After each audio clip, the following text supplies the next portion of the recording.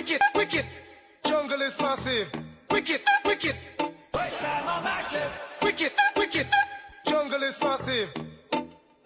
Wicked, yo, yo, yo, yo. Tell them how we got this skill.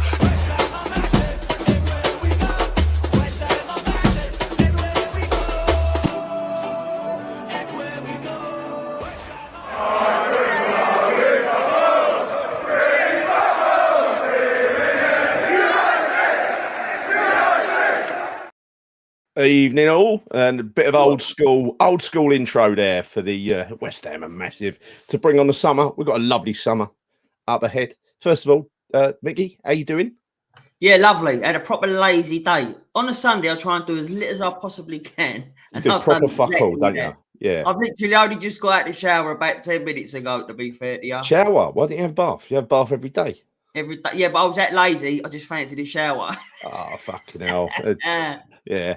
Did you have a Sunday roast? No. What's happening, Mickey? You're letting you stand asleep. I've got my dinner after this, and I have my dinner late on a Sundays, and that. Cheese on toast, yeah? Cheese rolls. Cheese rolls, nice. Jay, in sunny Marbella, how's it going? I'm really good, lads. Really good. Really glad to be here. Lovely to see you and all the people in the chat. Oi. So, look, this is the first of the summer series. We're going to be doing a bit of a roster. We're going to be changing, taking some weeks off and doing this, but the show will still be here. We're not going to do phone-ins when Nick ain't here. If Nick wants to do them when he's here, that's fine. But sorry, we'll just to clarify that Nick is it's his lad's birthday, so he's took him all gone out for a birthday meal and that, just to let you know where he is. Sorry, mate. Yeah. So and happy birthday, Lee. Was I? Happy birthday, Lee. Yeah. So what we're going to go through first of all, a little bit of news, the latest and greatest. Then we'll talk about, there's a load going on over this summer. It's going to be an amazing summer, actually. I wrote some dates down earlier. You barely get, apart from this first little bit, it's like 19 days between now and when the transfer window opens. From then, it's full on all the way, right? So let's talk about some news first of all. Yusuf and Nesyri. Now, either you like him or you don't, but I actually quite like him. He's a consistent scorer for Seville, and he's always scored goals regularly, a lot of goals when he's played for Lopetegui. So 17 million is the price being touted. What do you think, Mickey? Sorry, mate. No, you remember Friday? He's doing the comments again. Yeah. Sorry, no, I was just doing that because it was also Thingy's birthday as well. Sorry, Lou's. Yeah, I just like Luigi. Happy birthday to Nathan. Sorry. Oh yeah. Happy birthday. What's Luigi's son called again? Nathan. I just wanted to put that on there. Sorry, mate. Yeah.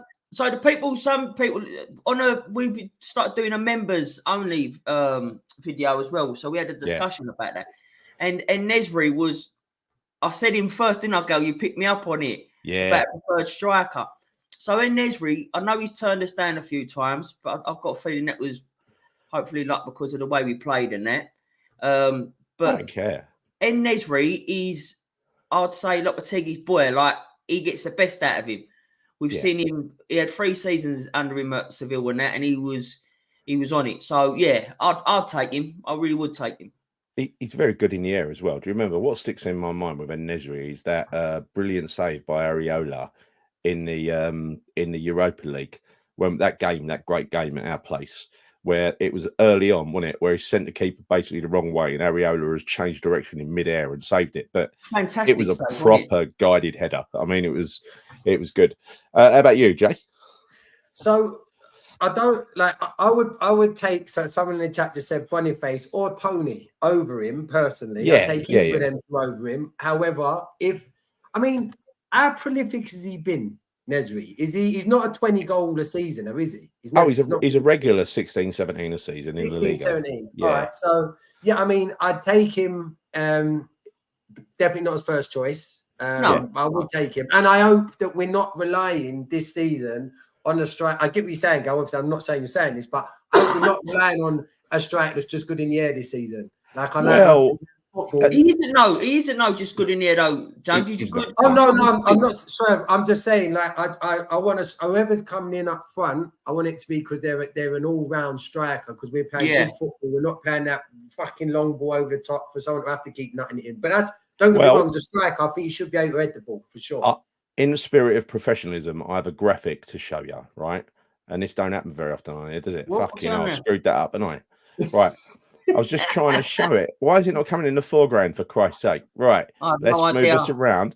Let's move us around a little bit. Let's do this, do that. I think we do this, do that, do that. I'd like Scamacca as well. Right. He looks quite good at Keys, doesn't he? I'm gonna find out what layout it is until this thing shows, right? No, it's because of the background. It's because of the background. Sorry, I haven't hosted on this for a while. Let's hide it and I'll just move it up to thingy. Yeah, it should be up the top. It should be up the top. Here we go.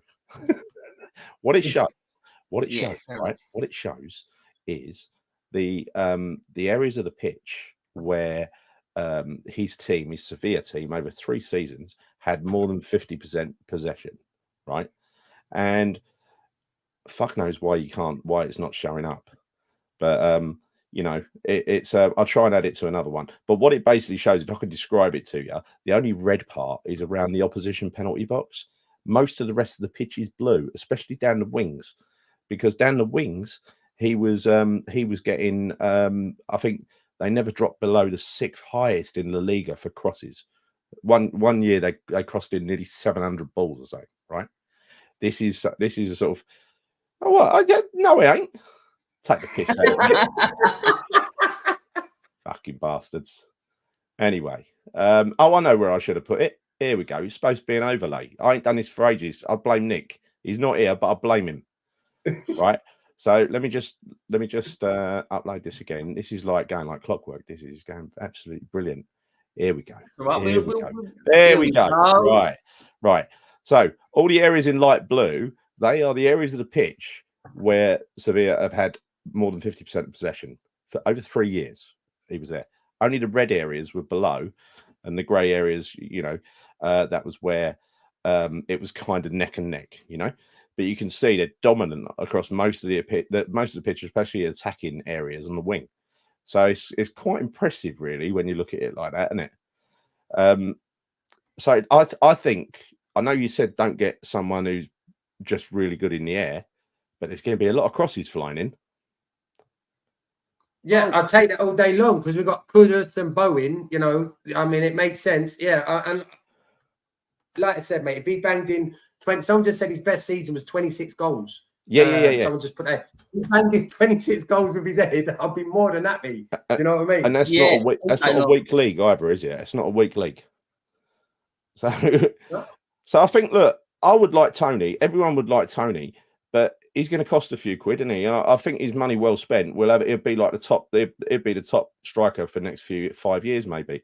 I don't know about 5 years. How old is he now? Is he 30? Is he 29 or 30? Isn't he? Is he 30 already? Yeah, no, he's 29. He's older than what I thought he was. Yeah, I might have that wrong. Someone in the chat might know how old Ivan Tony. 28, isn't he? And he's 28. I think he is 28. I think he is 28. And that what it does, I really like his shithousery. I really like he's got the nasty streak, right? He's that does something for me. 28. Excuse me.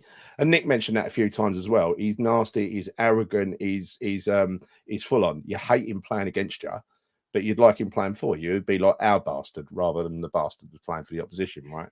Yeah. He now does a lot of dog work as well, Gal. He does. He gets back a lot, doesn't he? Yeah. He really does get stuck in. Yeah.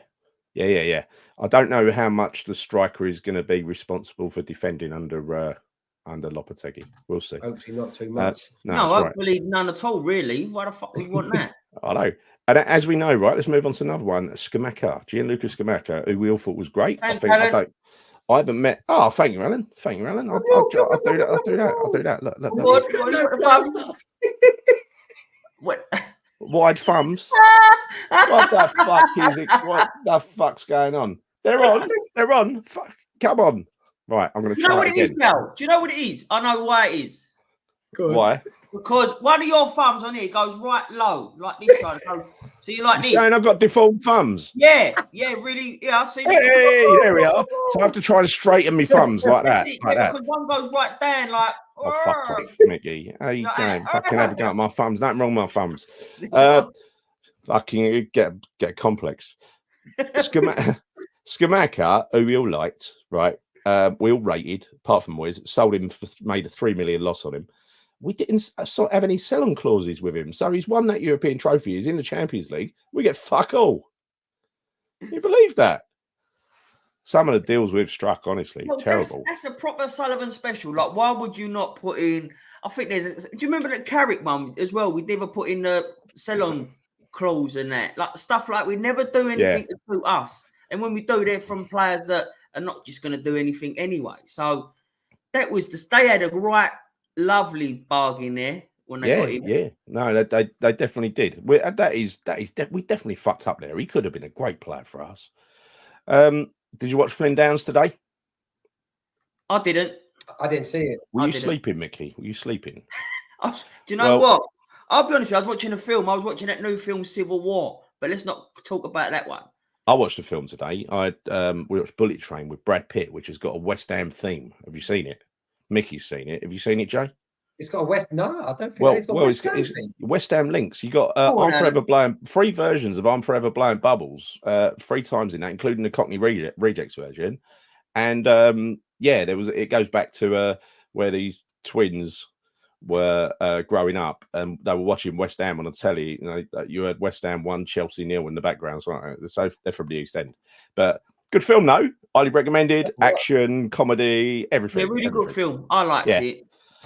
Really good, really good. So, Flynn Downs, he was brilliant today for Southampton. He played the most passes on the pitch. He's honestly been so dominant for them. I'm not sure whether he's got their Player of the Year or not, but lovely to see him prove himself yet again, as the Southampton manager describes him as the best player in the Championship. Right. Going back to a question that we had the other night, Jay. Who would you? This is a horrible question. Who would you put in the squad next year if you had the choice? Would it be Freddie Potts or Flynn Downs? That is also one of the questions that someone sent today. So I won't read that one out because it's been asked now. I think actually it was Sam Mokes who asked that, but that's a horrible question. I hated answering that. Go on, Jay. I'm going to go purely off of then what I can know about their current experience in playing better quality football. Yeah. What league was Potts playing in? He was playing League One. League One. Right. Downs. Yeah. Downs, I think he's ready. He's ready. Yeah. But why that is an horrible question. Why was it one or the other? Or was that just it's just a horrible question that Kerry asked that the other night. Kerry asked that the other night, and she's just said that Downs did indeed get their Player of the Year. So he got Player of the Year in the Championship, and they got promoted through the playoffs. And they must have had a lot of good performers to get promoted through the playoffs, right? So, but then also, like, because the argument was as well that Nick was saying that, that Potts got Player of the Year for Wickham and in a shit Wickham side, right? So but so then for me, he would have standed out more anyway than someone like Downs would in a Southampton side that's got better players. So for him to get the Player of the Year for Southampton, he must have been on it, and I've not obviously followed watching it. So for me, see, I know that there's a few people in there, especially Namas Mikey, would say that Downs is a Championship player. Mikey, right, I understand that, but are you telling me? Yeah, look, he said it there, and he always says it. But are you telling me he would have done a worse job than Souček or James Ward-Prowse? Or even Calvin Phillips, Just you tell me he would have done a worse job than any of them 3? No, and I'm not saying that. For me, I would have rather seen him, and I do think he's more ready than Potts now. Like I said to you, maybe I'm fairly on his part here, but I'm not sold on Potts just yet. You haven't hardly watched him, right? None of us have. Right. That's right. It's unfair to say it. But I have spoken to a few people. When I went down to Wickham to watch the kids in that game, I realised that Wickham were a team of quite big, airy-ass men, right, playing against what looked like a youth team. You're going again. Is that you or me? It's you. That was you that time, Mick, I think. Yeah. All right then, mate. Yeah, don't go having a fight. Don't go having a go at my super fast internet. I've got 2.5 gig up and down unpacking here. Right. All right, so you're packing a 7.5, yeah? Nice.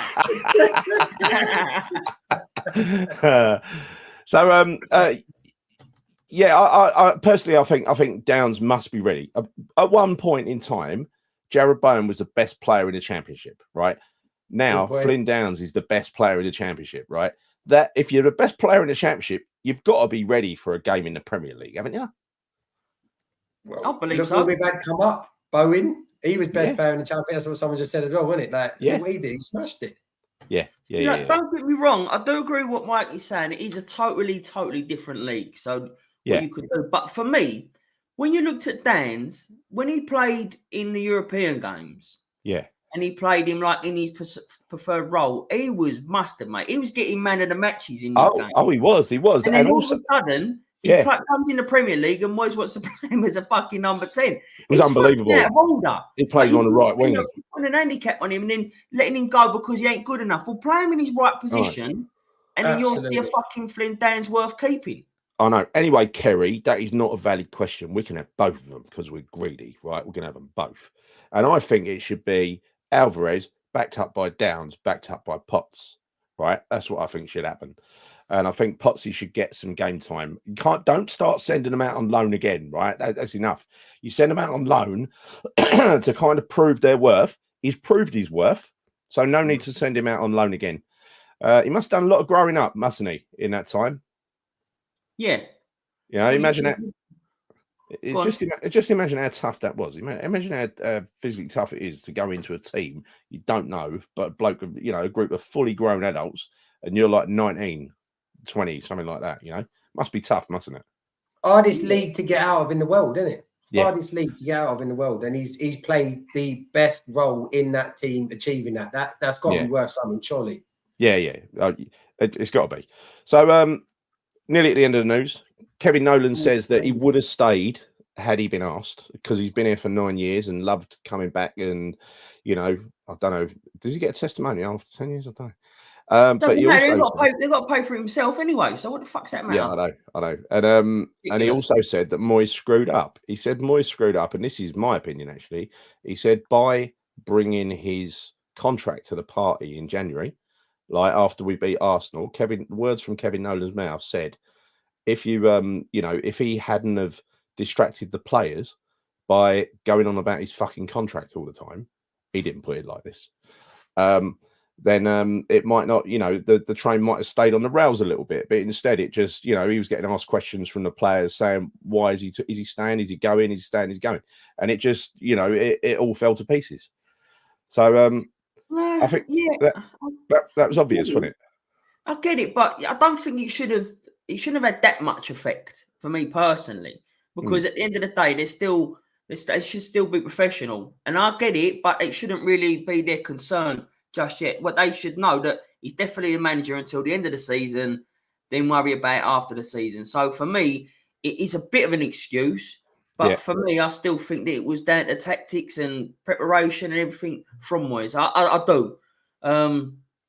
We said that, and I stick with that because we see the style on the pitch, and it was boring. So so for me, I get why he said that, but I think that there was more to it than just that simple of saying because Moyes didn't say he was going or about the contract, that's why it fell apart. I'm not buying that. Yeah, I don't know. You're right that the players shouldn't have taken much notice and shouldn't have been. I don't think that was due. I think the form was down to losing Kudus in January, losing Paqueta was injured, wasn't he? Bowen was injured. It was basically, I think that happened, and they never really came back. It even took Bowen a few games to come back, didn't it? And then Kudus, it took him a while to get warmed up again after he come back from the AFCON. But I think what I've said a few times, and I stand by it, is that the narrative of West Ham was dominated from January by David Moyes pushing for a new contract. It never should have been like that. Every pre-match, post-match presser, they're asking him about his contract, and I think that was bollocks. That was selfish, to be honest. He was trying to force the situation. Anyway, he's history. Didn't want to mention him. One more thing. No. One more item on the news. And Jay, there's a guy in the Mirror who said that the Daily Mirror, that is, who said that Jared Bowen, Man in the Mirror, he said that Jared Bowen, the only team he might be tempted to join would be a team that's in the Champions League. And get how pointless this article is, right? He said also though, even if a Champions League team comes in, he might not leave. So, pointless article or what?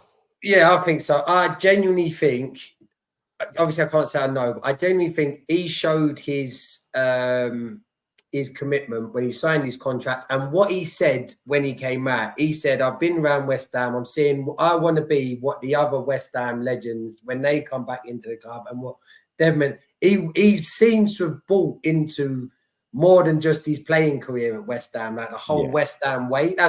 I might be me just over opening, but that's what it feels like with Jared. So, and I do think both the Dannys, the missus and the father-in-law as well, they've got some swing in this. I think there's a commitment there bigger than football. I hope so. I think so as well. I think. Go on, Mickey.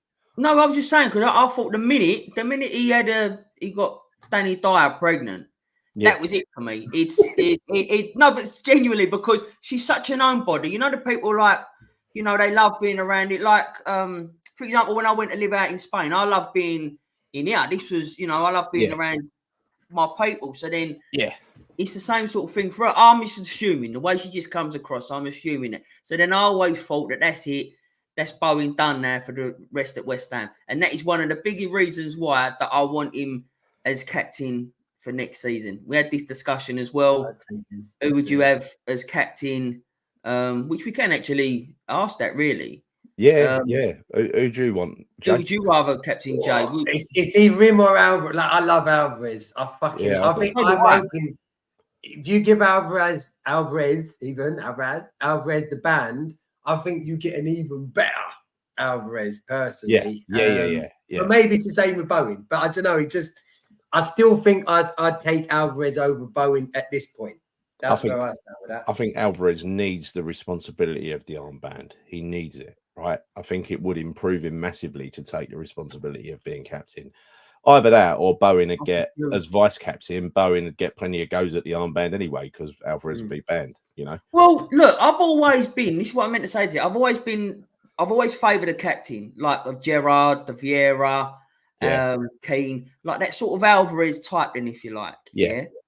But Gerard Bowen would lead by example on the pitch. And in this season, I've seen a couple of interviews where he's looked like he's ready to give it. Do you know what I mean? And he's got that passion. So I do think you'd see a different Bowen, a more vocal Bowen, and he's got the armband on him.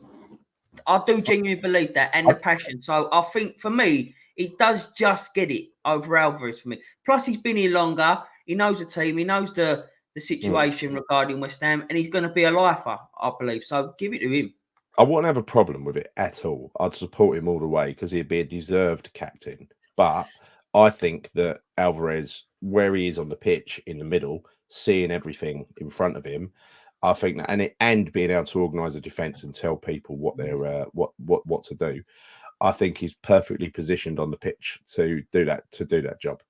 You know, similar to Vieira and Keane and all them, right? Yeah, I wouldn't be against it. I'd be against it if you give it to someone like JWP or fuck that. Can you imagine? He'd love it. He'd fucking love it. Well, that was one of the first stories that come out when did you see that? Yeah. It come out? Looking to give it to Ward Price as captain. Because he was Southampton's captain, I understand that, but no. It was a nonsense article. You know, they're just it's just space filler, right? They're just printing anything just to put an article out there. Well, one more thing I just want to add. If you're looking at look at the type of players they are. Would it not potentially, with Bowen, he's forward, and that's what I like. When he's on his game, he's just going forward. Yeah. We don't want him going backwards. If you chuck the responsibility of captain over him, he's going to naturally feel maybe he does need to start, looking around a bit more of what to be able to. And for me, I don't want Bowen looking anywhere other than fucking pointing to him, let him go forwards. So that for me, I might be wrong, but I could see that maybe. I agree with that. I kind of disagree with that a little bit. The reason why, because he covers Soufal so many times. He does cover him, so he's going back. And that's been a problem, though, Mick. It has been a problem. It has been a problem, but he can do that and he does it well. So, he still has his thing. So, hopefully, I don't know. I mean, let's see how it goes. I do think that he'd more likely give it to someone like Alvarez, which, again, I wouldn't have a problem with that whatsoever. It's just a preference. For me, I would like to see... I can now consider Bowen as a West Ham man. Noble. Yeah, like that's what I mean. Yeah, Like, where I like get that. he started I his get career, like, and that I just see him now as a proper West Ham man now. Yeah, did you hear this? There was a story that Gonzo told from a David Moyes interview. I never heard this before. Who said that when they won in Prague, or before they won in Prague, I don't know what it was. Going out to for a meal and coming the other way in amongst the fans was George Murphy with his West Ham shirt on and stuff like that. I mean, that is Mark Noble. That is Mark Noble. That is exactly what Mark Noble would be doing. You know, even just after he broke into the first team, I went to a book signing down on Barking Road. And loads of West Ham fans in there. And Noble was right in the middle of it, right? He was just a fan, right? It was superb. He was only young. But look, that's it for the news. There ain't much else to report on. You got anything else, Miggy, Jay? What, for news wise? Yeah. No, I mean you are getting a lot of stories that are coming out that when I click on and read, they actually go nowhere. The stories go nowhere. The headlines are loads better than the story themselves. You're like, what the fuck? It's winding me up a little bit. Some of these websites, right? You read the headline and then you have to go down about 4 pages to find the quote that relates to the headline. It's all bullshit, right? So I don't know. I think they've got templated articles. Well, I know they have. They've got templated articles and they just put a strap line on the bottom. That's all they do. Did you see though the Grady Diangana one? Did anyone see that? Yes. Yeah, fucking coming back, Jay. 3 different articles of that. Mental. Give you 30 bob. Give you 30 bob. Has he been playing? Has he been playing regularly? Oh, Chris World Cup. Has he been playing regularly, Grady? Yeah, apparently he's had a better season. I listened. Who was it was saying this? It was one. Oh, was it Anton? Was it? I think it might be Anton. Someone can correct me. He was going through a list of them, and apparently there was a bid for like I don't know about 9 million, something like this. Anyway, but I have no idea. I mean, he's a lad that showed promise, wasn't he? He showed promise, and he looks like he's filled out a little bit now. He looks like a grown up now, doesn't he? How old is he? He must be getting on a bit. Played 36 matches, played 38 matches in the championship this year, scored 7 goals, 8 assists. That's pretty good, isn't it? That's pretty good. Yeah. Premier League. It's been his best season. Diangana era cost them the semi-final playoff, apparently. Oh no. Did he? Well, that's what he said. I didn't watch none of it, to be fair to you. No. Brady valued at 7 million at the moment. I still wouldn't want him. Do you know what? It wasn't even the fact that, well, for me, when we got asked about selling him, it was just the fact that we was selling a youngster. Do you know what I mean? Yeah. And that's our future, if you like. And that's how we saw it. And I think you saw that when Mark Noble come out and started having a go at the club for it as well. Yeah, he did. Yeah, he did. It was. I'm interested in looking at his stats now because he's actually. Oh yeah, that was one. Quite a few games. That was one as well, wasn't it? Paqueta, that geezer, Isaacs, who played for Stratford, come out and said, "Well, if I got a 10-year ban, he needs to get a 40-year ban." Thanks, Isaacs. I didn't even know you. Didn't even know about you until then. Some players did that. Yeah, he got a 10-year ban. I'm not being funny, right? I decided Paqueta was innocent the moment I heard Gabby Egbon-Lahore declare him guilty. Fair enough. Fucking TalkSport. Gabby Egbon-Lahore has watched 4 videos and decided he's guilty. Oh, right, brilliant, mate. Lock him, bang him up. Fuck's sake. What a load of old shit. He came through the youth. Ian. Was it 22 for Diangana, or was it 18, like someone Trudge just said? We got a good fee for him. Yeah, I thought he was 22. Yeah, it's about 18. I thought it was about 18. I'm happy to go with that. If I said 22, I'm not reliant on that at all. It was, but his current market value is €4 million. Well, he's got €7 million. Someone said. I said, 7 million. So yeah. Well, I think the way the transfers have been going, that's that 4 million valuation. We could end up paying 14 for him, couldn't we? Surely. You said 30 bob. I'll tell you that. On your soul, do you reckon Paqueta is innocent? Do I? Well, to be honest, right, I think what way to word that on your soul? That's a massive fucking thing to say. Looking at those, someone asked me that today. That's why I'm asking. Looking at those videos, right, I can say that I've seen other instances just like that where Paqueta has got a little bit nutty on the pitch and gone and slid into someone, like the Villa one, right? He's done that. He goes for retribution. You know he does, right? I don't think there's anything there that's concrete. I'm going to give the benefit of the doubt to Paqueta until I see evidence otherwise, right? You've got to be innocent until proven guilty. The thing that worries me is this going to be some sort of kangaroo court situation where it's going to be what is it? A tribunal, an independent tribunal. Yeah. You know, and they'll have some proper lawyers in there and stuff like that. But I'm just worried that it's going to be, the onus is going to be on him to prove his innocence. Now, you imagine if you're accused of something, just say he's not guilty. If you're accused of something and there's a load of, it's only circumstantial evidence like video clips and stuff like that, right? It could be just a coincidence, right? And if it is, and he's got to somehow prove that he's not guilty, that's a bit of a bastard predicament for him to be in, isn't it?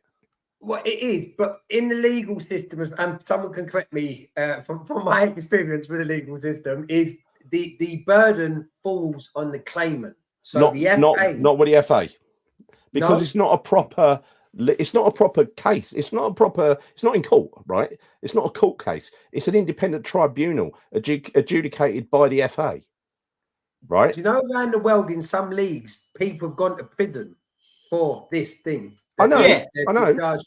But that's the thing. Been banged up. I think what could happen here is that if the FA did just find him guilty, because, and I don't trust the FA one little bit. I think they're a corrupt organisation, right? Fuck the FA. Why right? don't you trust them? I trust them all. Anyway, I think this is a direct response to his legal team threatening to pull out the case. Like, say, there is no case if you don't get back to us in a week. So they fucking charged him in a week. I think it's all bollocks. And I wouldn't be surprised if, to save face or whatever, that some kind of, always worries me when you talk about the FA and fucking independent tribunals, the Tevez affair, right? Where you had people giving simply subjective views. People like Gary Lineker going, oh, yeah, definitely West Ham would not have stayed up without Tevez. He made all of the difference. Totally responsible for West Ham staying up. Anyone who watched West Ham knows that, yes, he was important, but he was part of a very good team that almost went unbeaten for the last 10 games, right? Free Pac-Man. Yeah, let's do that. I think we should have a march, a campaign for justice, right? We should march on Parliament just like Sean Bean. Just not on a Sunday, because I do nothing on a Sunday. No.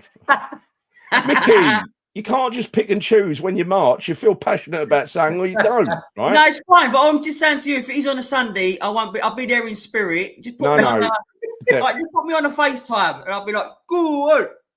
That's no good. That's no good at all. Well, it's good enough for me, mate. Yeah. Anyway, look, I think listen, he could be guilty. He could be guilty. Yeah, but I wouldn't like to say yes or no on that question alone. That what Jay just said. Would you say he's innocent on your soul? Yeah. And I wouldn't like to say that. For me, I do believe, but I'm not believing enough to say on my soul. No. Yeah, this is from John the KC. Proving a negative is impossible. Burden is on the FA on balance of probabilities, right? There you go. So no, but that doesn't mean they have to produce evidence and prove that he's guilty. The balance of probabilities is different to what you get in a court, which I think that's so not beyond wrong. reasonable doubt, which is what you get in a court, right? Beyond reasonable doubt, as in. But he's saying his burden's on the FA, though. The burden is on the FA on the balance of probabilities, so they've got to decide on the balance of probabilities. Is that fucking guilty? They can look at it and go, right, so the probability of him doing that bet was 90%, we think. So he's guilty. And I think anything on probability is so fucking wrong. Because of course it is, because it just makes it. I mean, who they're going to get as expert witnesses to interpret the video evidence is probably all they've got, because they clearly ain't got text messages or anything. Get fucking Gabby Agbon Lahore in to give his reading of the videos, right? That'll be convincing. So and that's what the FA have done before. They've got completely biased witnesses in. They know what they're going to say, and they're loaded. They're loaded. These people, right? I think it could be a very skewy decision. And if they do find him guilty of this, you're absolutely right. This could be a lifetime ban. It could be his career over. In which case, I would expect Paqueta, fuck West Ham and Sean Whetstone coming out saying, oh, we could sue Paqueta.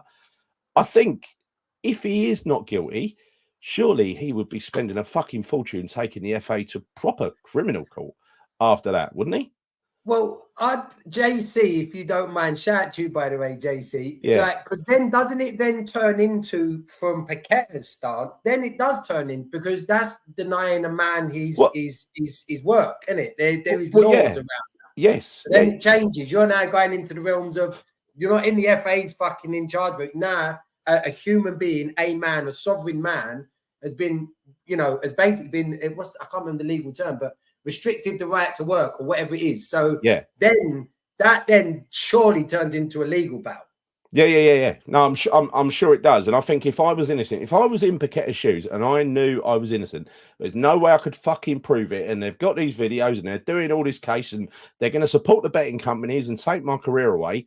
Fucking hell, you can bet your bottom dollar that I would go to court, because feeling, knowing that I'm innocent, I would expect the court to come up with the right result. Yeah, but have you seen that video? Where's Mickey gone? Where is Mickey gone? Mickey, he should be back in a minute. Have you seen that video on Paqueta Island where they're all celebrating with the betting tickets? No. Fuck you. Bet win. All his cousins. I don't know. Do you know what? My heart of heart says, we had this conversation, Gary. I do think Paqueta's slightly off his nut.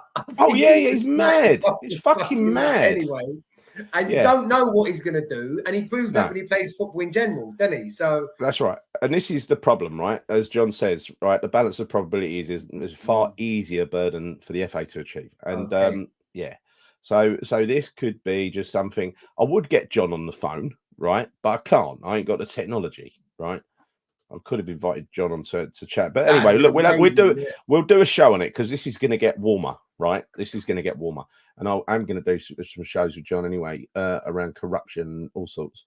So, what's this? Xhaka got accused of the same thing as Paqueta, yellow in the last 10 minutes, went to tribunal and he was cleared.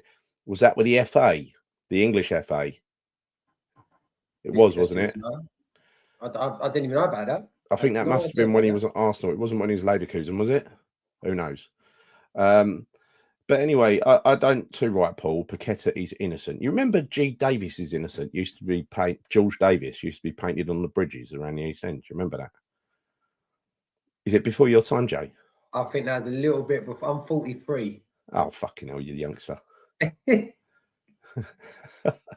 So Mickey stormed out. During the war? During the war, yeah. Right.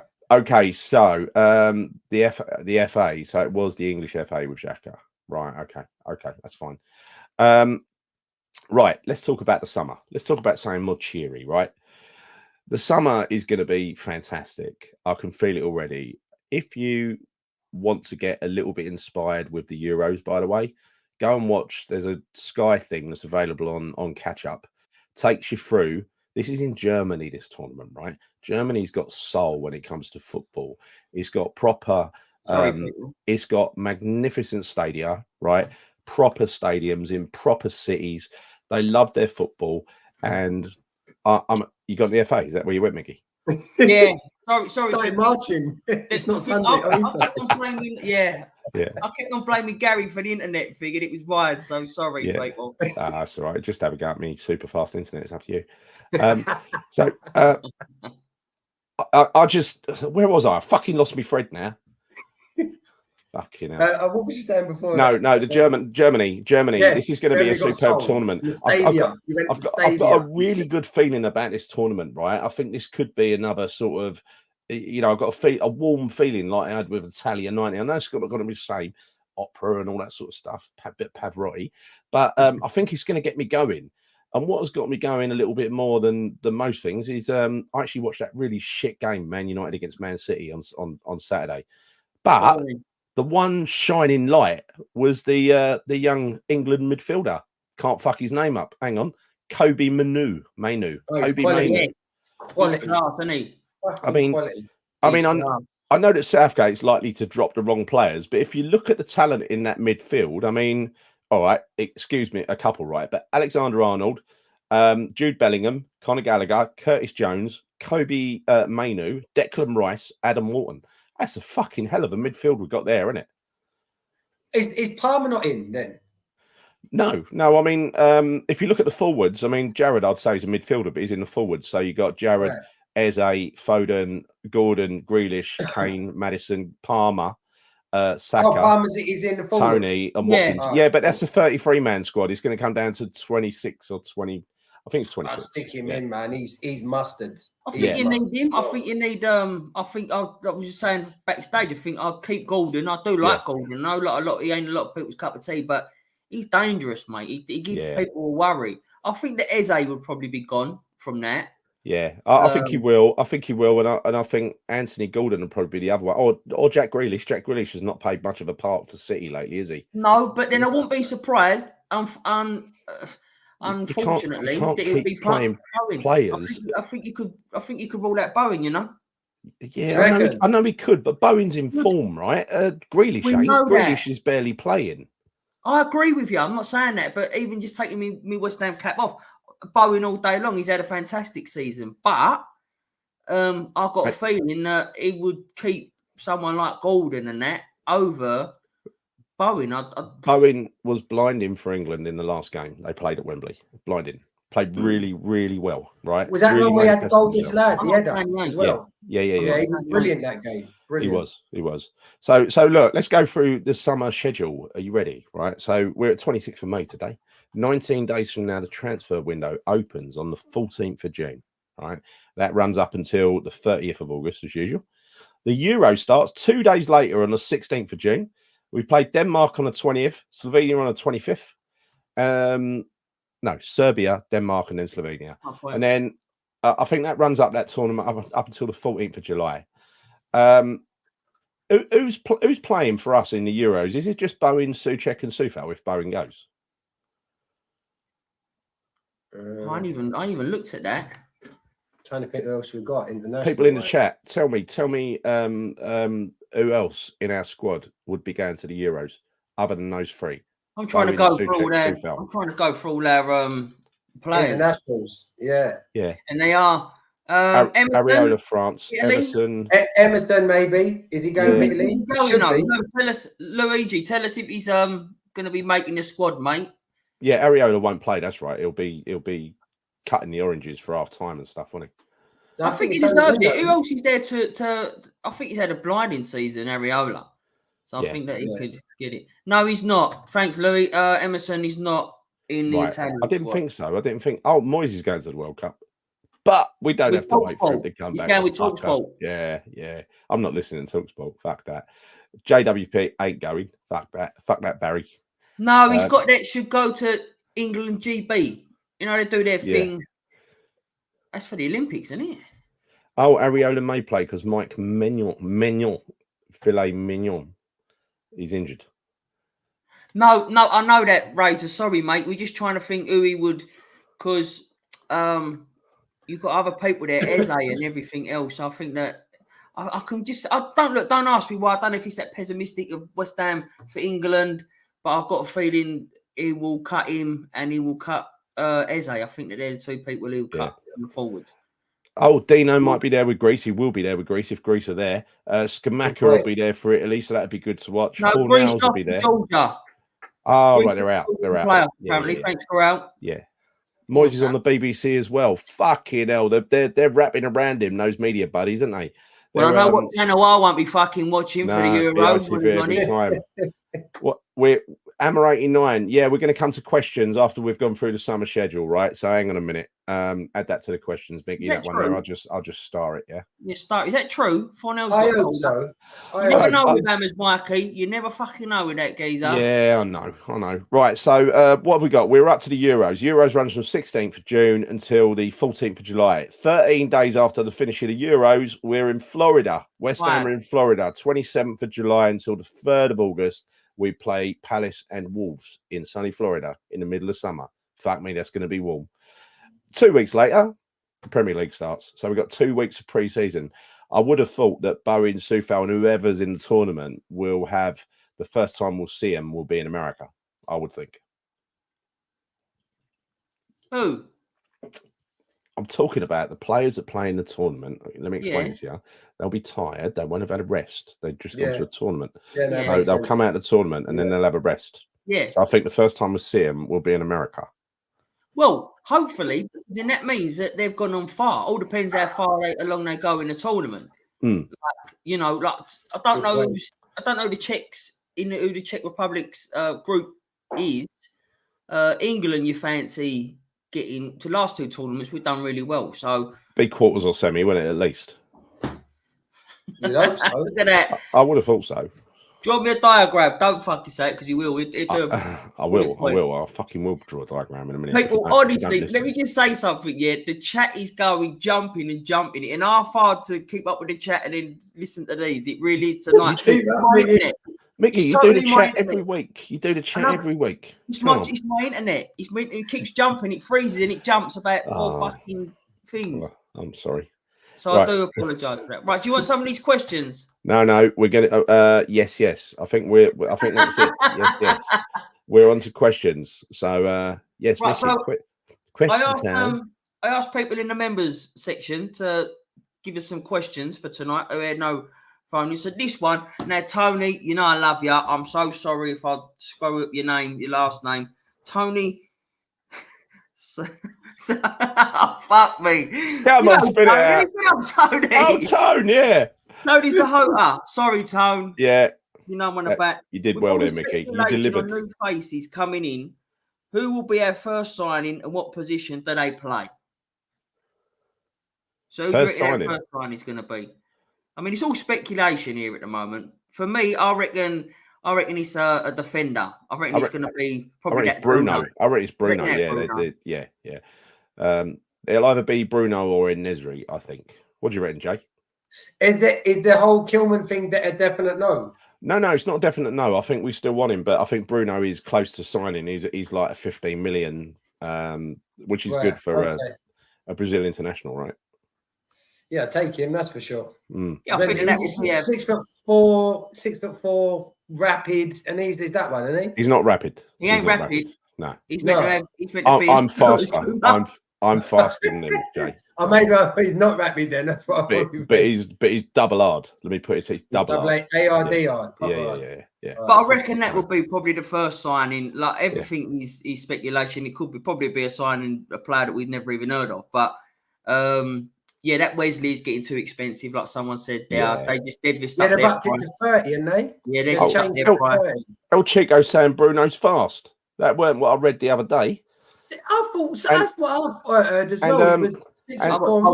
A ray of hope says he's rabid. Does that mean what? He's got rabies or something? He's got rabies. He's rabid. If he's like that, he probably will be fast if he's got rabids. Yeah. So Garino says he's quite quick, not a Gued quick, but quite quick. Oh, that's all right. Well, someone fed me a load of shit. So thank you, chat. I thought I was right. I must do my own research rather than just listen to other people. I'm with you. I heard that as well. I got told that he was not far. I think it's Gary that told you. Yeah, probably. Yeah, probably. Yeah. Gary, you fucking need to be Australian. Sorry, Mickey. Right under the bus. All right, next question from Steve Bell. Do you guys think Flynn Downs could do a job for us next season? Seems to have improved his season at Southampton. Given a chance under a new boss, I think he will thrive. I agree. I do think he's definitely got in with a shout. He could do a job for us. I think he could have done a job for us this season. When you look back on it, definitely. When we needed Alvarez, because every time Alvarez weren't playing, we lost, right? And we needed a backup. He brought fucking Calvin Phillips in, right? Because he wanted to actually replace our best player. Do you know what, though, Gal? I think indirectly, Flynn Downs done us one of the biggest favours. I think he helped nail in the coffin Moyes' sack because that was such a clear, obvious fucking error when he could have had Downs back. So shout out to Downs. And I agree with you, Mick. If he was given a fucking chance of playing a position that he played well in when he played, he had done fucking amazing. I mean, look, Downs is hardcore. What the fuck do you base this on? He's really, really, really bad. He's a championship player. The guy's been spectacular in the championship, best player in the championship, just like Jared Bowen, who, if we said, championship, he never would have got a chance in the Premier League either. Do you remember when he played for us? He played in Europe in his position, got man of the match. Declan Rice was saying he loves playing next to him because he's the one that fucking allows him to go forward. And then Moyes played him as a right winger as a number 10. Are you basing what you saw on that? Yeah, but he's not the only one. Unfortunately, Ched's not the only one. I know someone who's really much like that. And where is he? I'm trying to find it. I can't. Honestly, sorry to have a go, Uncle, but fucking hell, give the bloke a chance. He ain't had a chance. No, I believe that. Dan's different even there. But I think that Dan's has got to be on there for me. I think he's got that thing. So anyway, would you agree with that? Yeah. James in that, yeah. Absolutely. He's got a point to prove as well. I think you've got that added. He's going to want to come back, say, hold on, I am West Ham. I didn't have the chart. I think why not give him a crack? I don't see why he would. Oh, completely agree. Well, completely agree. Sorry, I just see another. I'm going to quickly ask this one quickly from Luke. A night with Margaret Robbie or West Ham win the Carabao Cup? I'll take the cup. How about you, Jay? No brainer for me. Margaret Robbie all day long. Fuck off. All night. And then what you've been left with? No cup. Yeah. Why are we in that world of make-believe? Why not? Why have I not got that extra ticket for the cup with Margot Robbie anyway? And we go back and celebrate after. That's it. Because even the life of make-believe is cruel. Even that's cruel. So you can only have one of them two things. Yeah. Now, what you don't take there, Luke, is that you didn't say the FA Cup. If it was the FA Cup, I might have changed my mind. But because it's only the Carabao Cup, Mickey, I'm sticking with you sold your soul. You sold your soul, Mickey. Yeah, for a great night. Oh, the stories. Yeah, exactly. A great night. I'm sure it'd be very enjoyable, right? But then you got no cup afterwards. You've only got memories to look back on of one night. Well, Louise told me she's not that.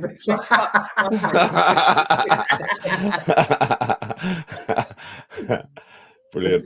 Right. Brilliant. Anyway, so we've got another question here from Amanda Quinton. We all know Amanda. We all love Amanda. Yeah. Okay. What youth players other than Earthy do you think will break through this season? Casey, definitely. I think Casey will be a backup with Zuma at centre half. This is the Northern Irish international, right? Casey? Is he Northern Irish, Casey? I don't think so. And that one, no? I don't know if he's Northern Irish. No, have a look. Marshall's Northern Ireland. Yeah, he's Northern Ireland. Yeah. No, is it Marshall? Yeah, Casey's a 6'4", 6'3". English player, isn't he? Hold on. I knew one. We got one of them that's young and he's playing international though for Northern Ireland, centre back. Hold on. Someone will tell us in the chat. Come on, tell us in the chat. He's English. Yeah, he's English. I thought he was English. Yeah, English. Yeah. Right. Marshall is Northern Ireland. I think Marshall is. I think he, with a few cup games and stuff like that. That's where they've got to be used. You've got to be dribbled into a few cup games. The earlier rounds, the easy ones, and if they do all right, Michael Forbes.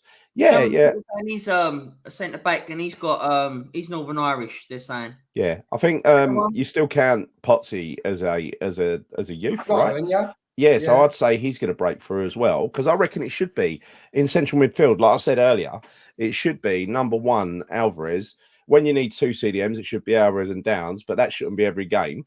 When you when he's out, Downs should play, and then the third choice should be Freddie Potts every game. So he gets games as well, right? He gets game time, because that is a physical role in the middle there. They're going to take knocks, they're going to get cards, both Alvarez and Downs. They're going to miss games. So Potts will get some games. He'll get some game time. That makes sense. Yeah, I don't know about who else. I don't know if I'm mixing anyone. Marshall, Kelly, Forbes, and more. Yeah, I mean, look, it ain't going to be. If we get 3 come through, that's a result for one season. Skulls, I think he's going to go out on loan this year. I mean, what is the Skulls injury record like? Because every time I kept on saying that Skulls should have been the backup to Emerson. I do remember a lot of people telling me that Scholes was injured then. So is he suffered with injuries this season? Or yes, he has. But I think I don't know enough about the youth, unfortunately. Let's just be being honest. I don't. I think we need to get what's his name, Raynham, Dave from Raynham on here over the summer, so as we can talk, be a bit more informed. But Scholes is a very talented player, and Lewis Alford's another one who's very, very good. But the thing is, they're not going to all come through at the same time. You ain't going to introduce 5 youth players, are you? But you might be able to drip feed some of them, especially in the cup games. I think they'll get a go pre-season. A lot of them will get a go pre-season. And I like to think they're going to be training with the big boys now and feeling part of the squad, because you are allowed all those subs now, right? and Moyes didn't use them. So that's not to say Lopetegui ain't going to use them, right? And that's how they get minutes. They get a couple of minutes at the end, not standing on the byline from the 82nd to the 89th minute and then getting a few minutes. You know, there is so much talent there. And surely the go-to have got to be the lads that went out on loan, though, like your Pottsies, like your Downs. Obviously, Earthy's great. I would have thought, because like you said, there's no way five ain't going to come through. There's no chance. What they might do, but not become regular features. I think you know, there's definitely a chance of getting some significant game time for Earthy, for Casey, for Potts, right? And I think beyond that, it's going to be minutes off the bench, right? I wouldn't even. Do you know what? Orford's very skillful, by the way. I would very be skillful. Surprised if it's only really Earthy that gets most of the minutes. For me. Because we've seen him already. I don't think Casey's going to get loads of minutes. Maybe like in a Carabao Cup or something. Again, no, Mickey. Centre halves is where you get a lot of injuries, right? You do. But that's where he wants to strengthen up by all accounts. So I think we'll be covered with centre halves. Hopefully we'll be. I think we'll have 2 new centre halves. I don't know whether we're going to keep Aguerd or not, but the backup ones would be Zuma and at the moment Aguerd, right? Yeah. So I'm thinking Aguerd goes. It'd be Zuma and Casey. Well, let's see how that pans out. Because like I said, to you, I do think that we're going to get a few centre backs and it's needed. Going back to someone's question about Mubama, as far as I know, he's not signed a new contract. He's not going to, and he'll be gone. He's gone. Chester's has gone as well. Marshall Ultra 505 says, "Why are we not talking about Marshall?" Yeah, he's a great player, but his dad made a fuck up in taking him to West Brom. Right now, he's probably got to get a loan move to a more suitable destination. Which I'm all for. I'm all for that. He's still very young? But letting a young kid go to a team who's fighting for promotion in the Championship, that's no good, right? You need, you know, the perfect choice was obviously. They played a similar formation to us, Wickham, and so whoever chose that loan deal was actually had their head screwed on because they chose a team where he was going to get game time because they needed players, especially in that core position in the middle of the pitch, and it was a similar kind of formation to how we were setting up 4-2-3-1, and that's whatever formation he uses 4-3-3. You know, hopefully we can find another team lower down in the leagues who need players and not going to just sit him on the bench forever, right? The players have got to go. These are special players.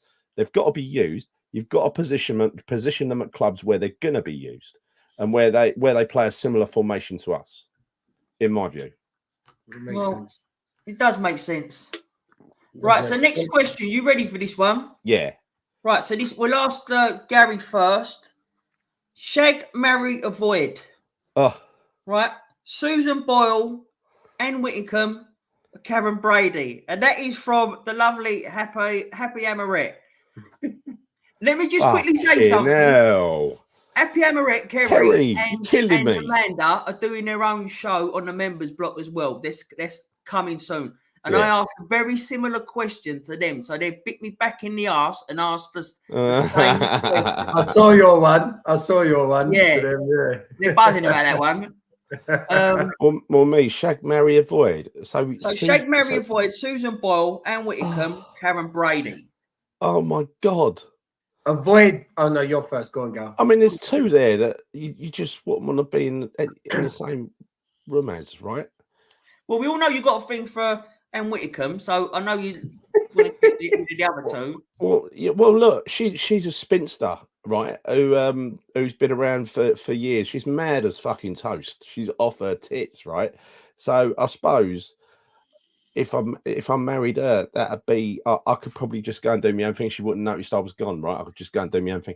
So it has to be Karen Brady, shag out of those 3. Right, it has to be. Let's be honest, right? Go on then. Marry, I suppose Whittingham. Definitely avoid Susan Boyle. I mean, that's the stuff of nightmares. I'm sorry. Who done? Yeah. For Karen Brady's daughter. Who done? Oh, fucking hell. Because she ain't a thing. So go on in.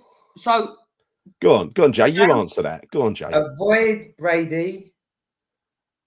No. Marry Whittingham and smash the granny out of Boyle. Yeah. You know, You know she's a virgin. And I'd say, right? sing, Jay, like in that high pitched voice, like do it. You know she's a mate, virgin. if I was on it, she'd be singing all night.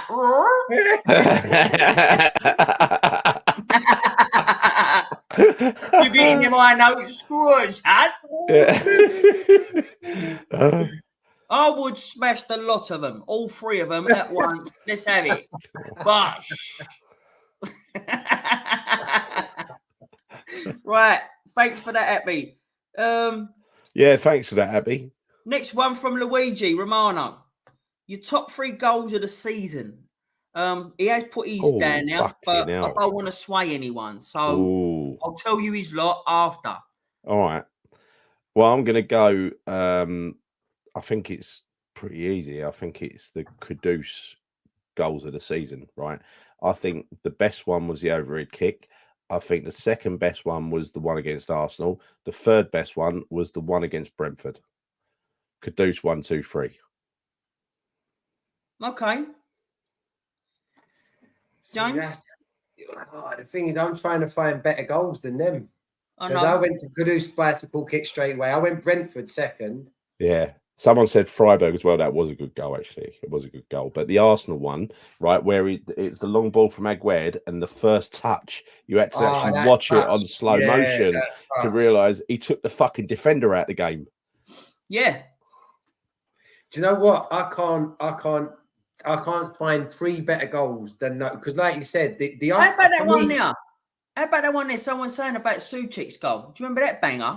The left foot one, the volley. Yeah, the banger. Yeah. Oh no, the outside of the foot one. He's outside of the foot. That was a good goal. I'm sure he miskicked it. Everton. Yeah. Or was it Luton? No, it was Everton. It was Everton, wasn't it? He put it in the top corner, didn't he? Someone said Suchek v Luton. Was that the left?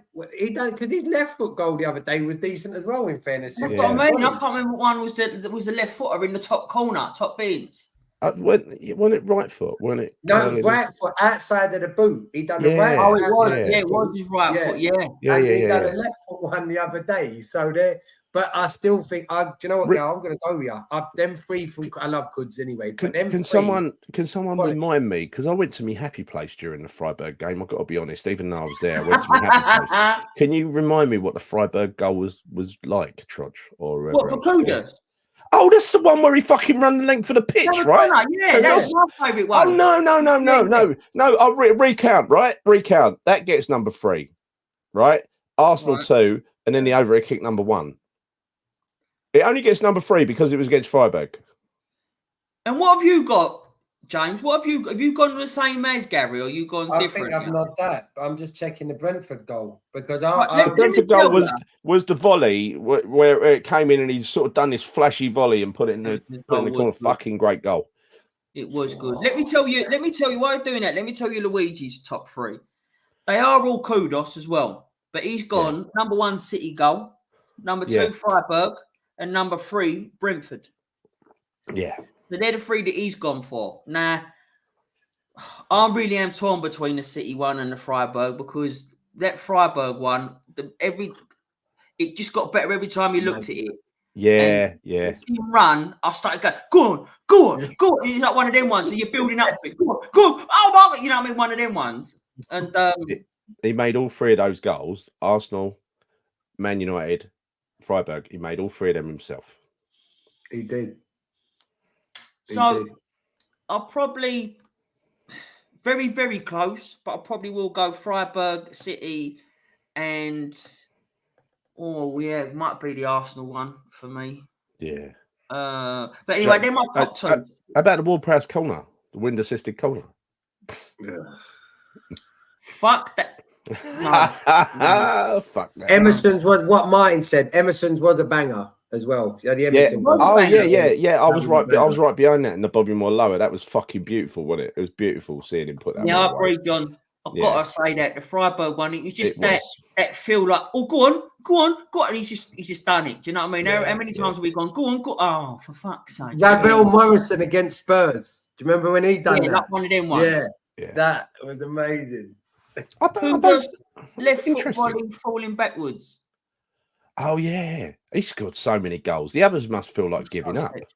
The other players must feel like giving up because he scores so many great goals. It's like everyone's I can't wait to see next season. I can't wait. Paqueta volley, that was good. We had some good goals last season. To be fair to you, we did score some good goals. The volley where we lost, that was actually a really good goal, wasn't it? Really good goal. Even his header. Do you remember his header? Yeah, really good. Quality goal. Yeah, that was a quality goal. That was. He got higher than I think it was about 8 foot off the ground, wasn't he? Who crossed that for him? Well, that's too fat. No, because it was in the other side, wasn't it? Was that Antonio? It was the move. It weren't just his header. It wasn't it Kudus?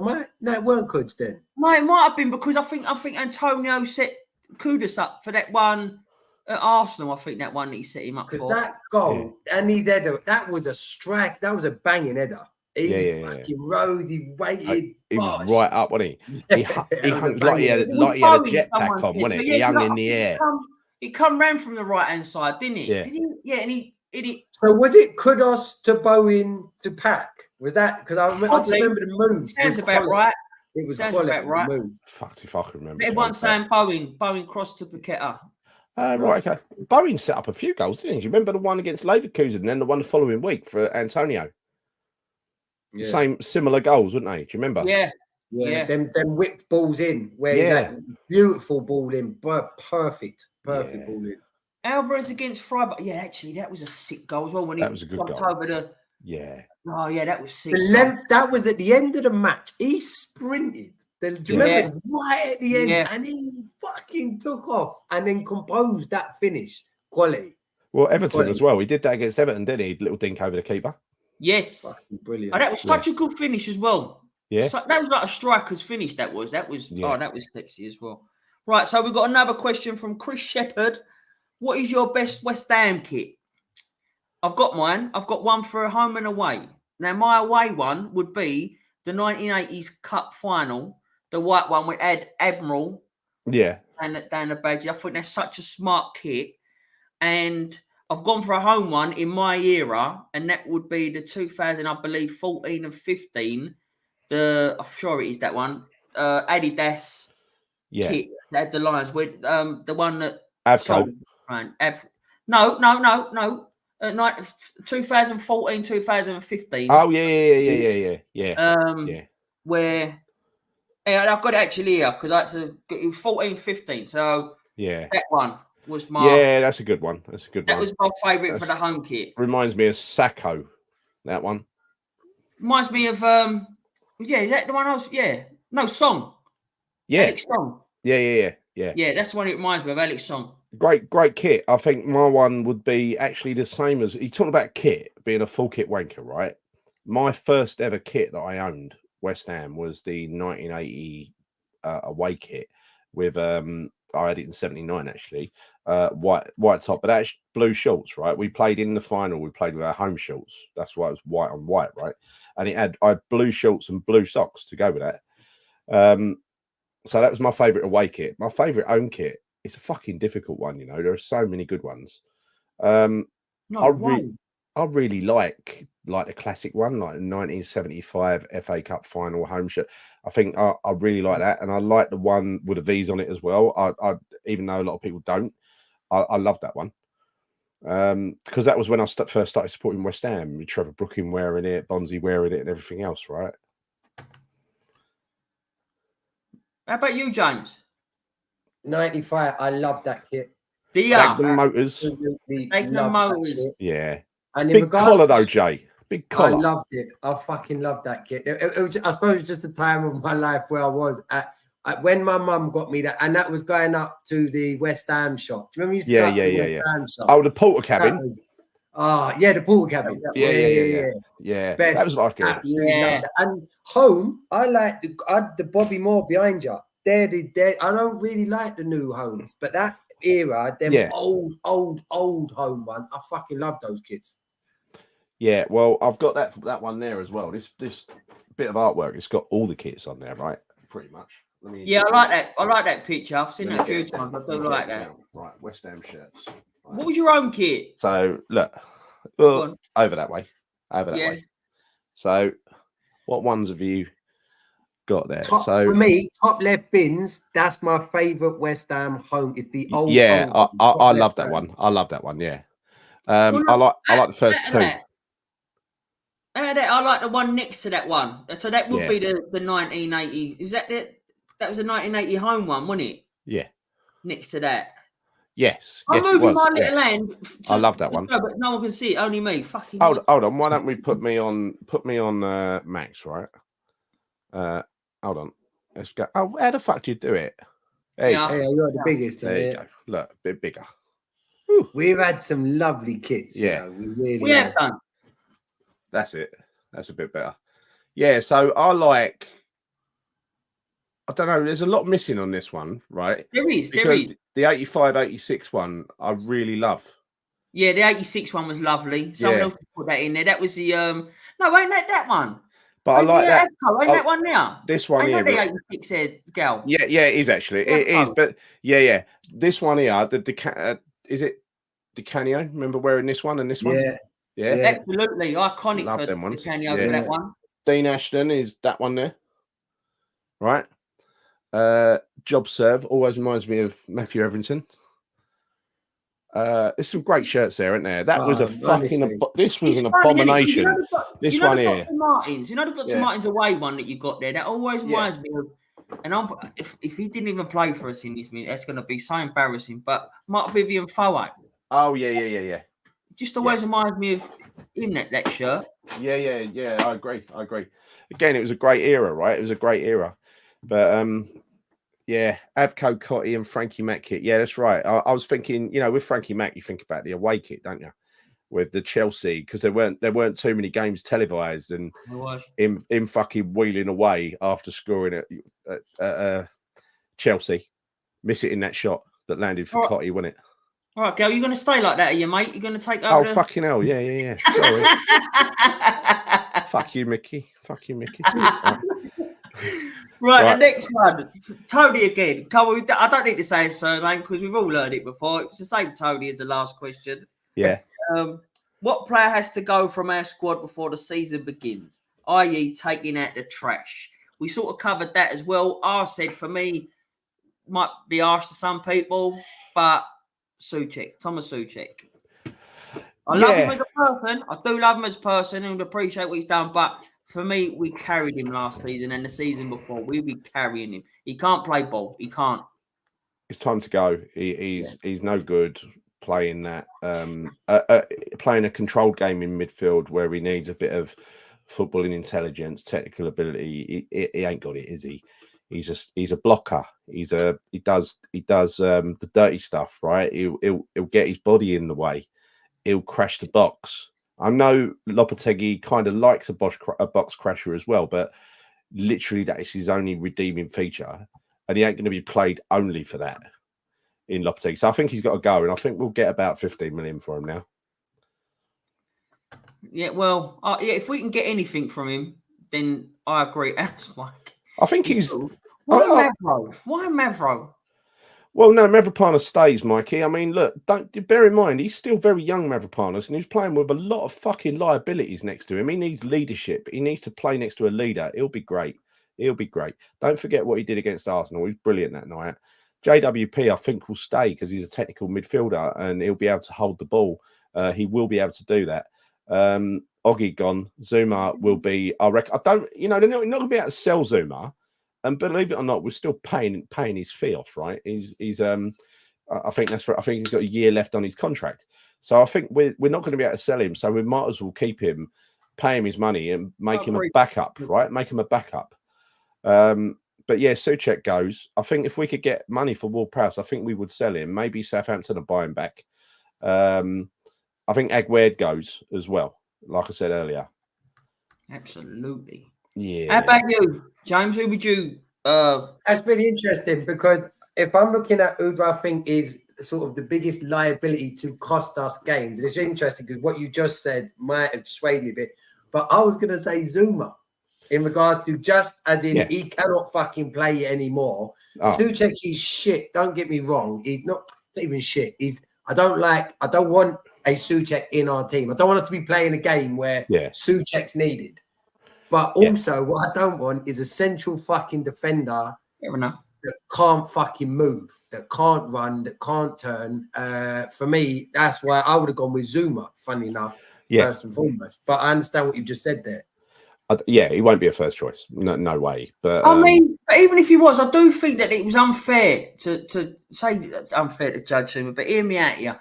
We're under the cosh for like 80 minutes of every game. And you're talking about any defender. We could say that with a good. All our defenders we could say didn't look right. But when you're asking them to do that job for the massive majority of the game, anyone's not going to look bang on it. I think that the games that only a few, you can go back and watch them, like about 2 or 3 that we've actually controlled it. Zuma and the defenders have looked brilliant because they've not been pressed. The pressure's not been on them. We've had the ball most at that end. And then when they have come into play, they've done it correctly. So I think it's a bit unfair to sort of judge him on that season. You do have a point. You do have a point. For me, it's not the season, it's his knees. I'm talking about the man's actual physical state at the minute. He can't train. No. Like he can only just play. For me, that's what I'm looking at purely from that perspective, from a physical perspective. Who do I think just can keel over and fucking die at any point? Bless him. It'd be Zuma. His knees, they've gone. They're totally gone. This gets my vote. That was my point. This gets my vote, though. JWP and Suchek out. Downs and Fofana in. Fucking hell. Reach for the tissues, Jay. All day long. Yeah. There's actually one question like that on here. Let's say we get this. Sorry, Adam. This is Adam Basilisco. Well done, Mickey. Good effort. Good effort. Yeah. Let's say we get Fofana, Tony, and Wan-Bissaka, and we keep Paqueta. What would the league position you would expect us to get? Quite honestly, if Paqueta doesn't get banned, and we keep him and we get those 3, because that's 3 fucking top quality signings. It solves the right back problem. It solves the striker problem. It solves that central midfield partnership problem with Alvarez. If we avoid injuries, that is easily a top 6 team. Easily. I believe so.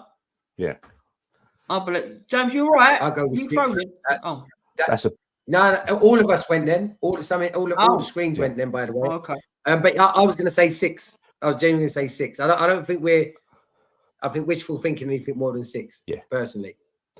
I mean, Wan-Bissaka did such a great job. Wan-Bissaka did such a great job against that fucking that winger. What's he called? That Man City winger.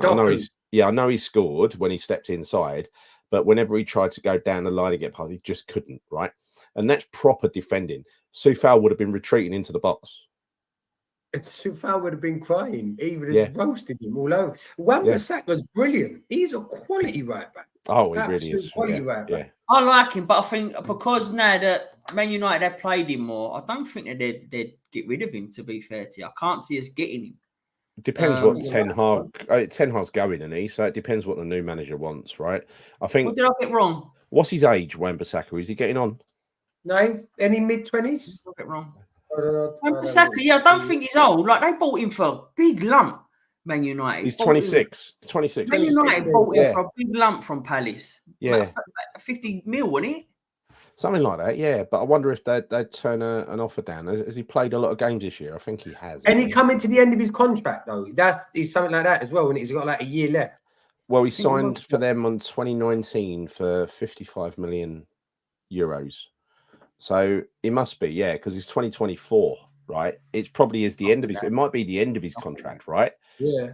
Yeah. He's not even at his peak yet. Man United didn't get the best out of Wan-Bissaka. No.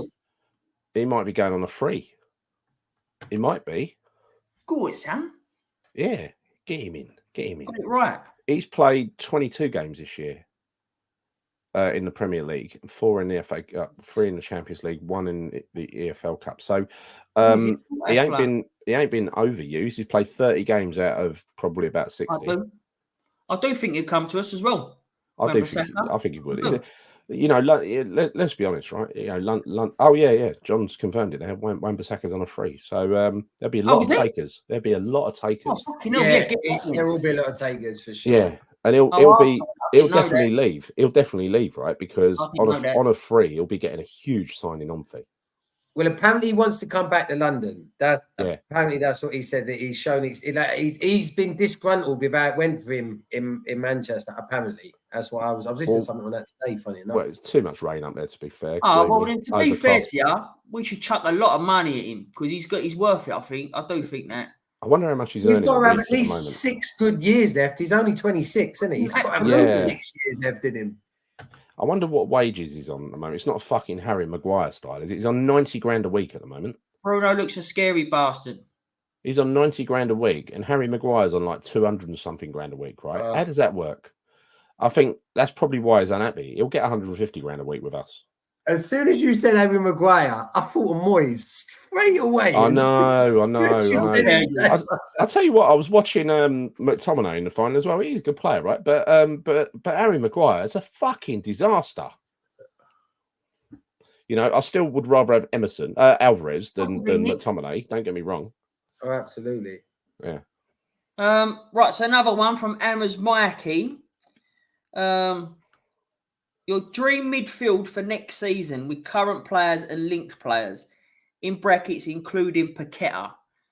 So who would so for me it would be Alvarez, Fofana, Paqueta. Hold on, it's 4-3-3. So the midfield is 3, right? That's 3. Yeah.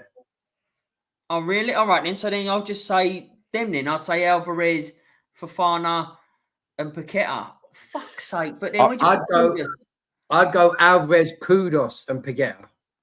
Well, no. In the 3, I'd have Alvarez on his own, like back, and then I'd have Paqueta and Kudos in front of him. Personally, I think that would work really well. But I think I'm going to go with Mickey's one.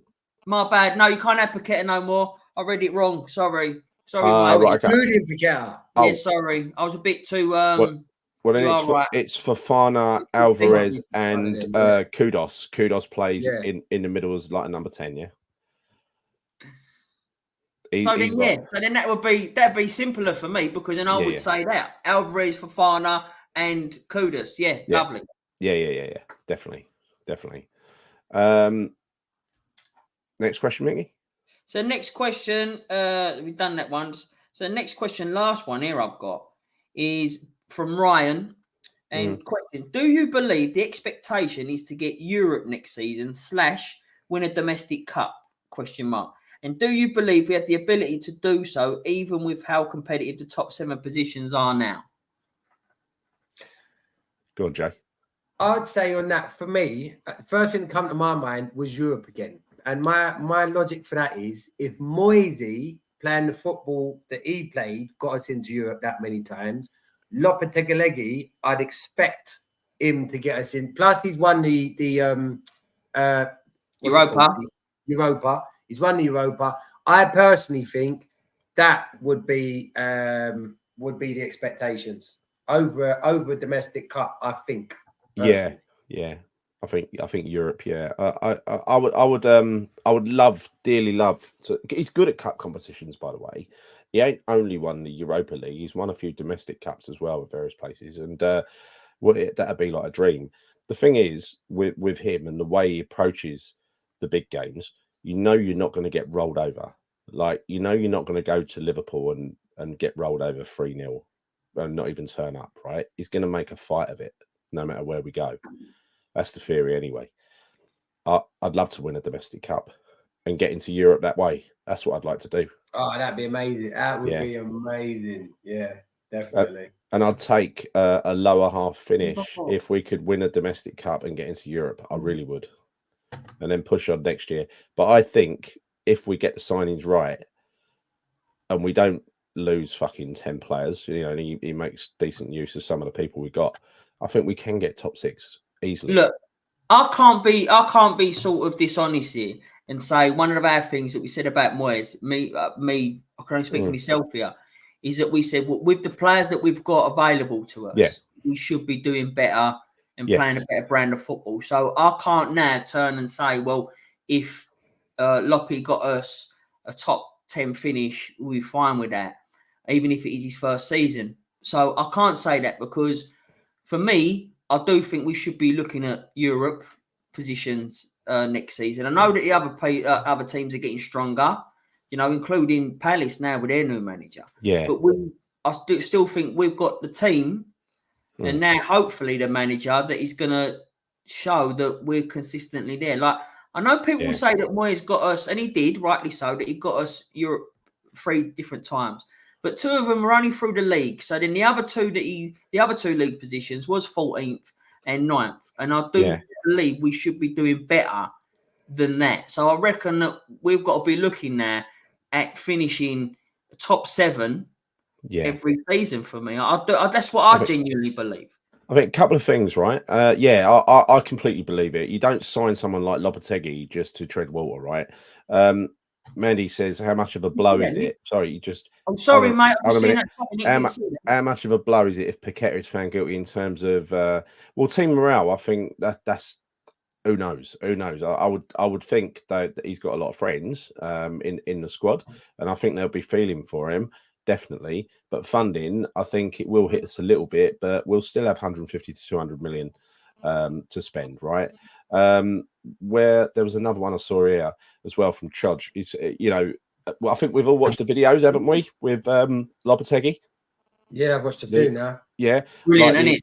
Yeah, absolutely brilliant, and it is all about the passion. I think he said that they were the words out of his mouth when he met those young kids who I think they were in like the training staff, and he said it's all about the passion, and I think it is. He seems to be a very deep person in terms of that. I also think he's a little bit mad, and I think that's why he might suit us really well. We like people a little bit mad, don't we? Well, he don't conform. That's what I like about him. He does it his way, and he's walked away from stuff because of it, hasn't he? So what did Nick? What have he missed? Nick won. What have he missed? No, forget it. I've just read his message, his question. No fucking chance of me doing this with a Now, Nick won. You could have them questions on the members ones, but this is not on a live show. Nick won, not on a live show.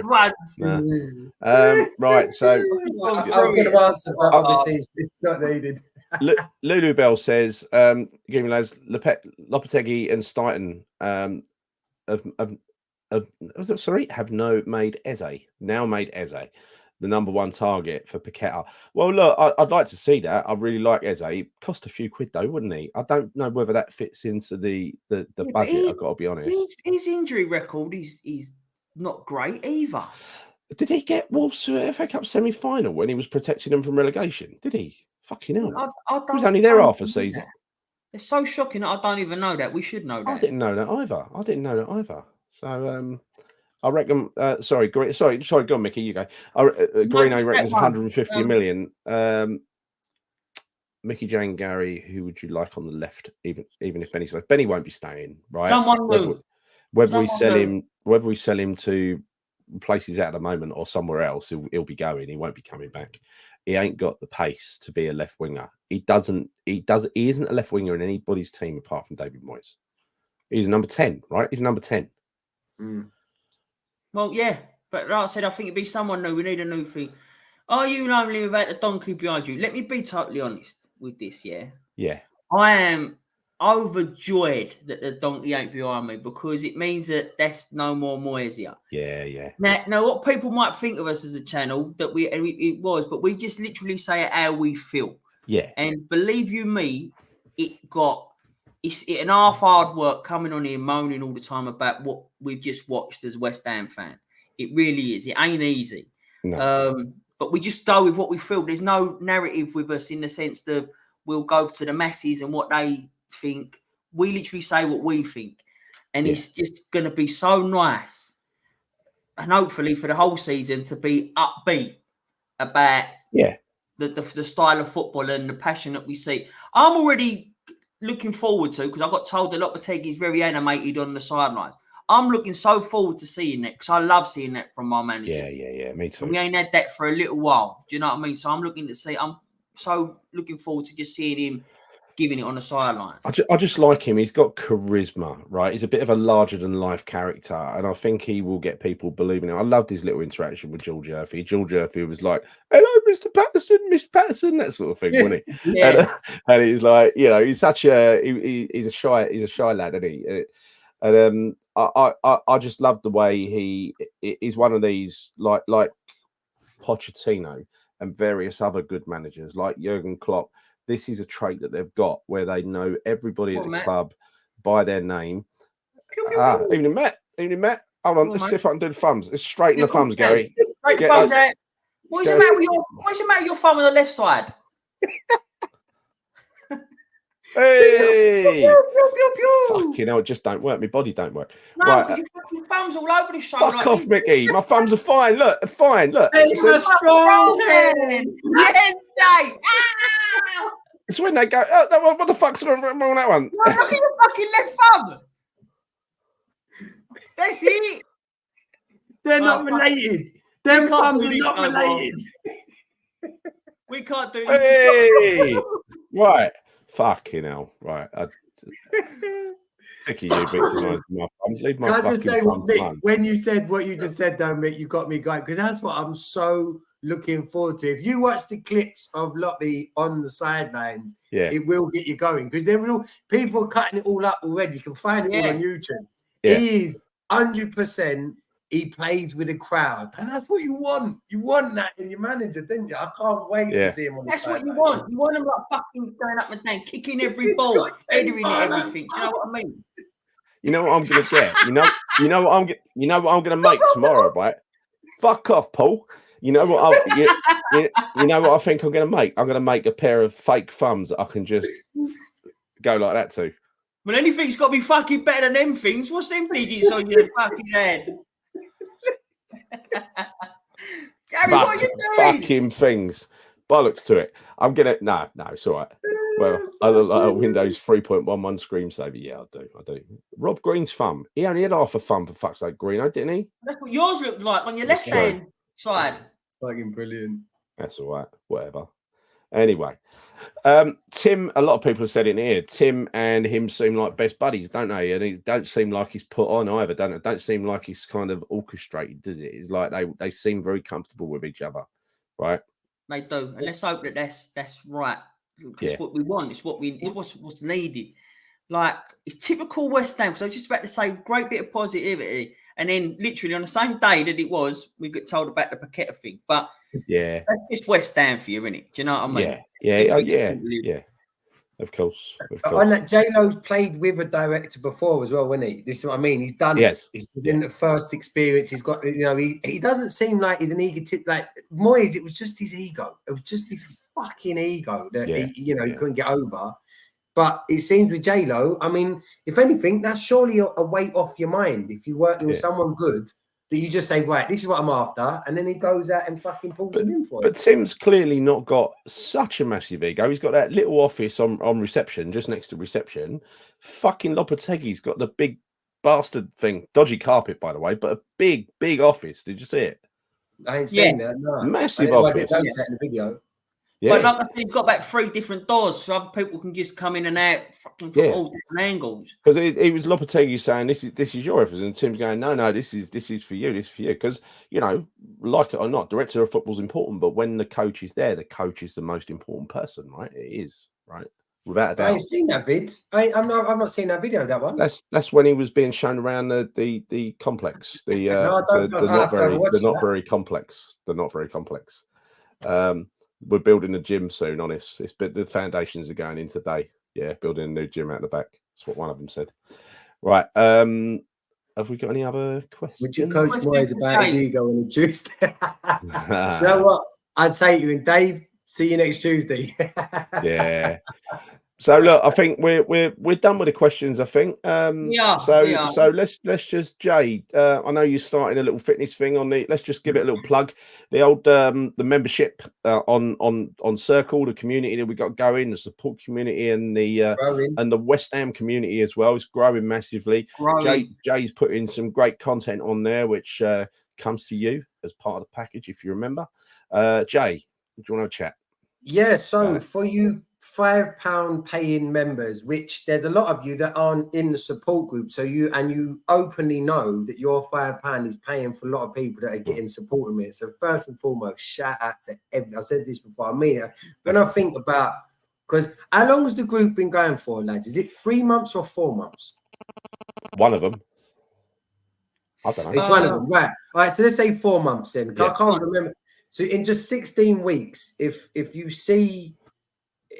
really understood the difference that this is making for people, your West Ham brothers and sisters, shout out to lovely Hammers X that are in the groups as well. It's been phenomenal. So there's been a shift in focus now in regards to making it more feature rich, no extra money, more feature rich for you paying members. So this is only for the paying members.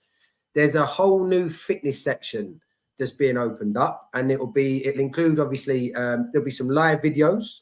They'll be scheduled. So if you want to jump on and do a live session, as well as videos for every single day of the week. Now there'll be sessions that are for people that aren't mobile, that can only do upper body work. We cater for you there. It'll be all types: fitness, strength training, breath work, the whole kit and caboodle. And also, and this is something I'm really passionate about, is all the work that I've done over the last decade with people with cancer and all the information I've collated over the years in that. We're also opening up a cancer section as well, which it might sound morbid. It's fucking anything but. It's a wonderful area. You'll get to hear some podcasts from people that have beaten cancer, people that, people I've worked with over the years as well. Most importantly, it's information. It's for people that and trust me, if you've got cancer, you'll know what I'm talking about. It's a horrible situation you get thrust into where basically your essence gets ripped away from you. All of a sudden you're told you've got to be here at this time. You've got to do this. You've got to do that.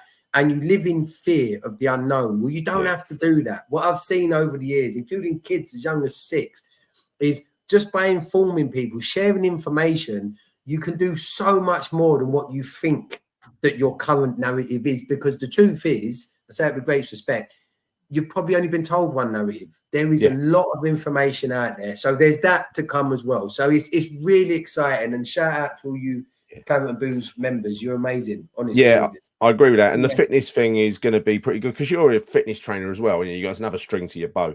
And I know you were taking the piss out of me and Mickey because Mickey said Pilates and you said, I think you should do this other thing. I think you should do this other thing for people who are not flexible enough to do Pilates. That's pretty much what you said, Jay. Mate, I'm not flexible. I'm. That's why I don't do Pilates and yoga. No, not am I. I'm not flexible. I thought I was in a safe group by saying I want to do Pilates because I'm a geezer and geezers don't do Pilates. Yeah. What I said was, I want to be a pirate, not Pilates. Fuck you. But no, it's brilliant. Look, all that content comes with you as part of being a paid member. Really, really good stuff. I'm going to be doing some of that exercise stuff myself soon because once I finish this latest batch of DIY, not in a shed, in a bedroom, right? When that's done, then I'll know where my kit is and I can go and find it, right? I'll have wardrobes again. It's going to be brilliant. It's a novelty. Right. That's fantastic. Let me just quickly say one thing. Sorry, there was a couple of questions that they've asked where my question was. And you are right, the questions are there, but I lost them because there was a lot of questions and I had to screenshot them and do it that way. But I did lose a few questions. I mean, some of them, I just think Will can read his one out. But it was like, would you rather get attacked by one horse-sized duck or 10 duck-sized horses? I mean...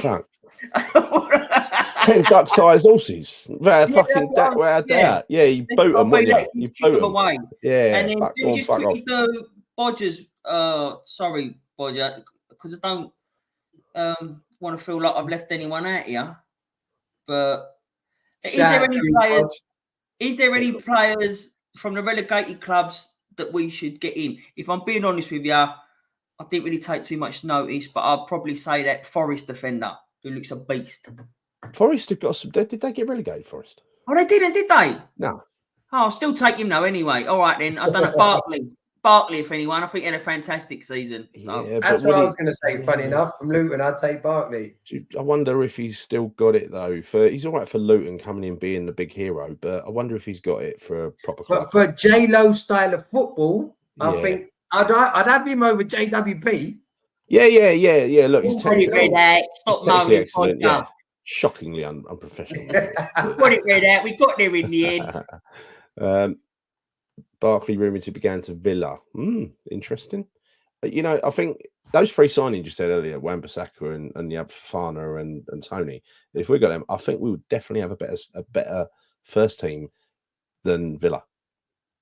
Villa are strong, but I'd rate us as better. Yeah, with them, absolutely, actually, with them included. Absolutely. Sorry for the question, but is Mickey and Jay Gary's nephews? Fuck off, Nick one. He's Uncle Albert. First one, I'm fucking Nick's dad. Am I Nick's dad? Are you my nephews? Fucking hell. Yeah.